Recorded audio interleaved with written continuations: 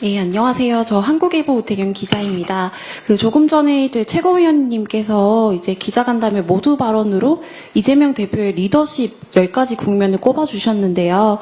이제 왜 민주당이 리더십이 아니라 이재명 대표의 리더십을 10가지로 꼽아서 정리해 주셨는지 묻고 싶은 게, 이제 이 내란 수습을 하는 데 있어서 최고위원님도 계시고 많은 민주당의 일원께서 노력을 해주신 것으로 아는데, 특히 이재명 대표의 리더십을 강조한 이유가 너무 개인의 리더십을 부각하려는 측면으로도 보여서 그것도 좀 물어보고 싶고, 또 이제 실용주의를 말씀해 주셨는데, 실용주의 행보를 지금 가속화하면서 일관성 논란이 계속되고 있잖아요.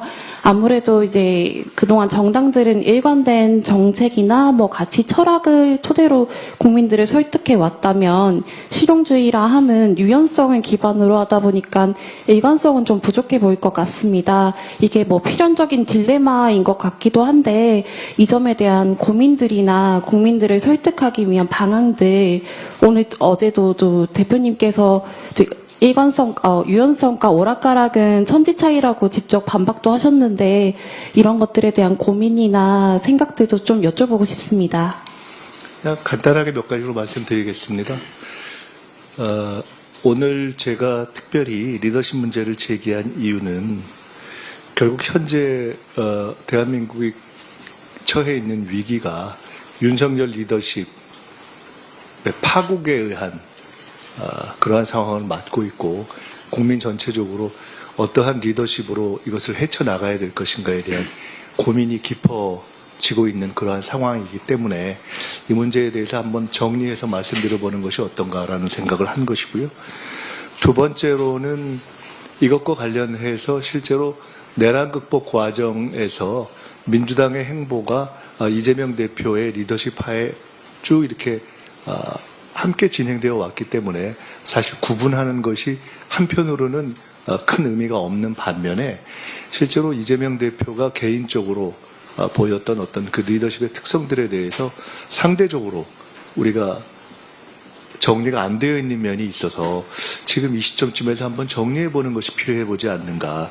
제가 아까 말씀드렸던 것처럼 경고하고, 그다음에 실제로 그 계엄을 해제하는 과정에서의 시민들의 결집을 주도하고, 또 빛의 혁명이라는 호명을 하고, 이런 등등의 것들에 대해서 사실은 우리가 생각보다 좀 간과하고 있는 면이 있다라는 점에 대해서 정리를 해볼 필요가 있다는 말씀을 드리고 싶었고요. 세 번째로는 오늘 그 문제를 정리한 이유는 국민의힘이 좀 바뀌었으면 좋겠다 하는 차원에서 말씀을 드린 겁니다. 국민의힘이 제가 아까 이재명 대표의 리더십에 대해서 말씀드린 이유는 이재명 대표의 리더십이 무슨 완전 무결했다, 이런 차원에서 말씀드리는 것이 전혀 아닙니다. 여러 가지 부족한 점이 있지만은 대표와 민주당이 다 노력을 하고, 그 과정에서 계속해서 저희들은 균형을 잡으려고 노력하고 있습니다. 변화하면서 균형을 잡으려고 노력을 하고 있고, 제가 10가지로 정리한 것은 사실은 이재명 대표 개인의 리더십이라는 측면도 있지만은 민주당이 그러한 방향화에서 계속 변화하고 내란 극복을 하면서 대처해 온 것들을 종합적으로 말씀을 드린 것입니다. 이재명 대표의 리더십이기도 하고 민주당이 지금까지 대처해 온 과정을 정리해 본 것이기도 합니다.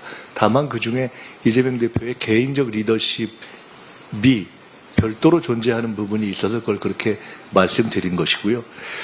그에 대해서, 이런 전 과정에 대해서 국민의힘이 내란 극복 이후에 보여온 모습은 이재명 때리기 위해는 별로 보이는 것이 없어서, 저런 방식의 접근 방법을 하면 결국은 잠시 기분이 좋을진 몰라도 국가적으로나 또는 정치적으로나 스스로에게나 큰 도움이 안 되지 않겠는가에 대한 고언 내지는 걱정, 이런 차원에서 한번 정리를 해볼 필요가 있겠다 싶어서 오늘은 그런 말씀을 드린 것입니다.